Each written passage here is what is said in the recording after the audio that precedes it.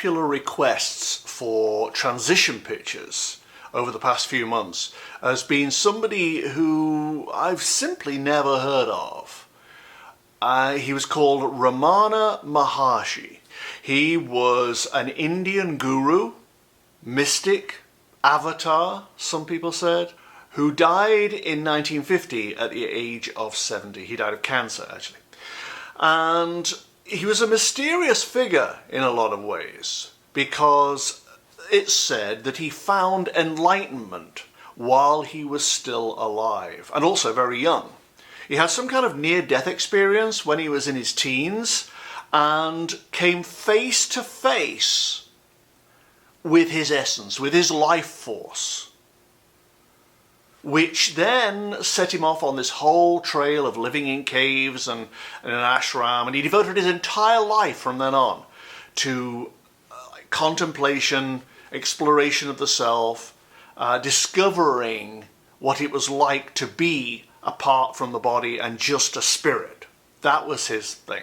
It was said that he was so oblivious to the existence of his body that when he sat there, he wouldn't eat, and they'd have to put food in his mouth. They'd have to actually insert it into his mouth to get him to eat anything.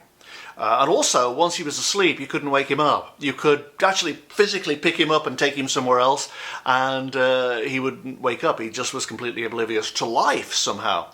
I don't know that that's of value particularly, just to be completely oblivious to life. I think we're here to do something, to contribute, to do our part. But maybe he was. Maybe simply by being this avatar-like individual, he was able to inspire others and so on. So I'm not one to judge, but I did his pictures because so many people asked.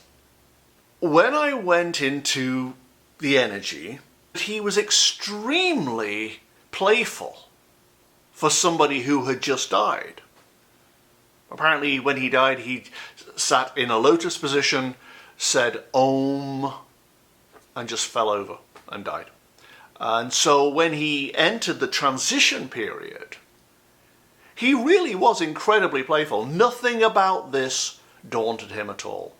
True to his philosophy in life, he didn't see life and death as really that separate. You just go through, it's a continuum, you go out the other side and into something else. That's how he was in the pictures.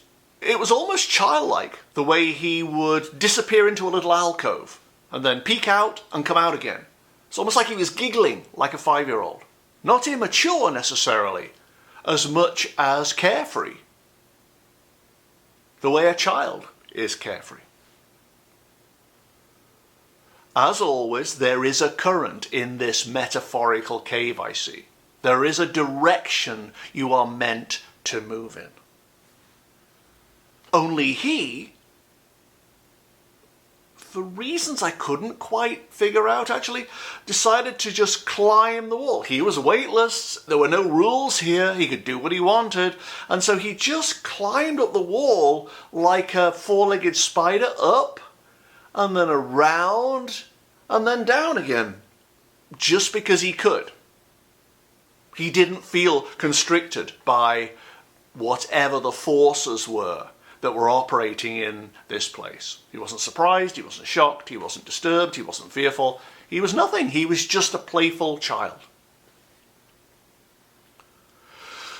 So I go over there as he is climbing down this symbolic wall, and before I can get there, he dances off up the tunnel.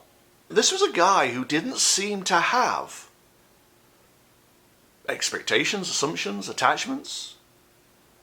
He was just really in the space, just enjoying his environment. At the top of the tunnel, I don't know what these were. There was something like cotton bed sheets. Let's just say they're cotton bed sheets, hanging down from the ceiling and knotted at the bottom to stop them billowing, I suppose. 4 of them. He walks into the bed sheets and feels them rub across his body delicately as he passes through. So something was removed from him.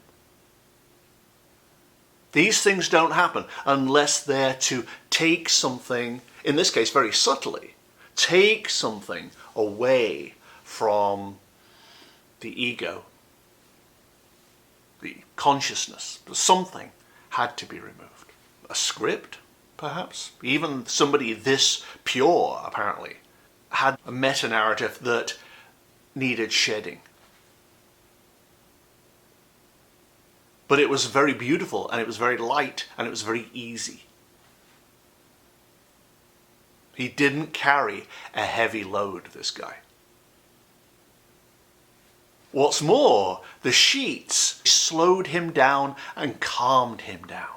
That childlike, impish running around that he'd done earlier on, that impetus was removed from him. And now he was completely calm, centered, and planted in front of the light, this dome that I always see when they reach the end of the road. Even though somebody may be enlightened, even though somebody may have it all figured out, there is something always about this moment of finality that sobers even the most calm and confident spirit. If there are expectations, assumptions, even a sense of, oh, sure, I know what this is about, it goes away. Drowned, I think, by awe, by wonder, that really this is it.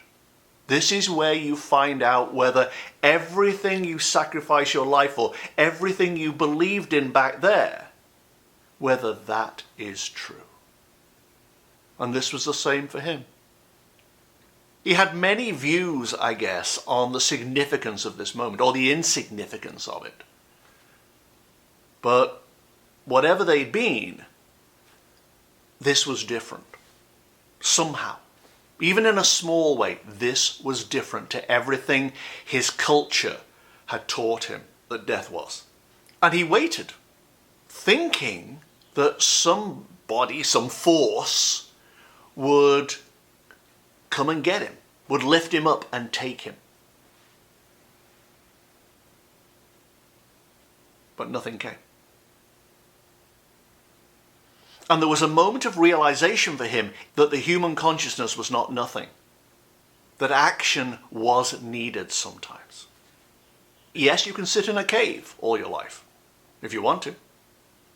But sometimes action, definite decision-making and choice is necessary. He had to step into the dome. The force, the current, was pulling him in.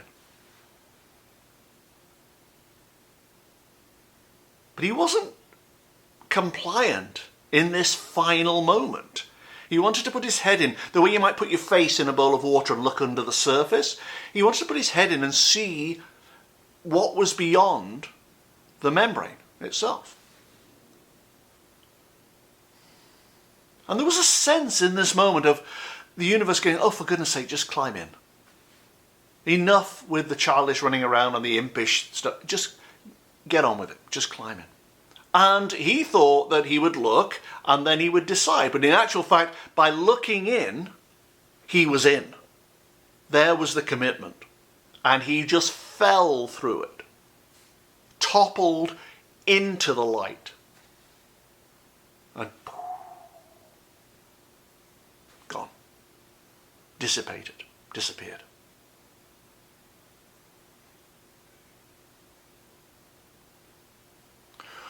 Why so many people ask for him to be done, I think, is because there's curiosity about if you achieve enlightenment, if you are supposedly a representation of God on earth, if you're an avatar, a sage, a guru, that you just get a free pass. It's just straight the way through.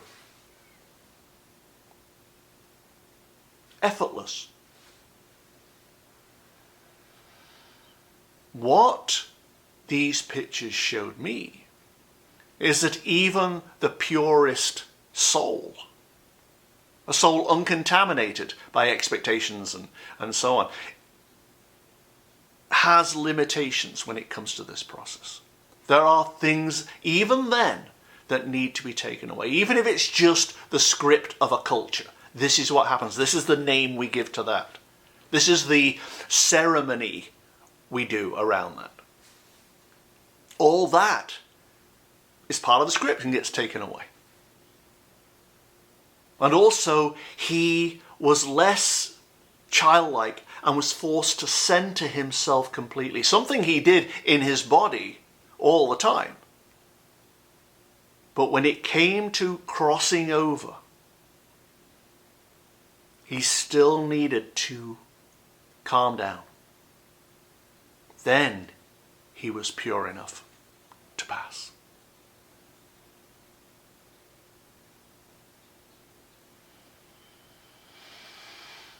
So my feeling is that enlightenment is a human concept, an aspirational human concept, one that people look for and go, wow, if I could be enlightened, my life would be this way or whatever.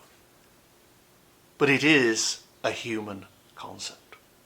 And in the end, enlightenment simply means that when we pass from form to the formless, from corporeal to ethereal, from the earth school to university, when our individual consciousness meets universal consciousness, that we are more prepared for it and have less egoic encumbrances to hold us back. And Ramana Maharshi was no different. A simple man. A man who had found his essence and lived in tune with his life force. Something we can all learn from. But in the end, still a man.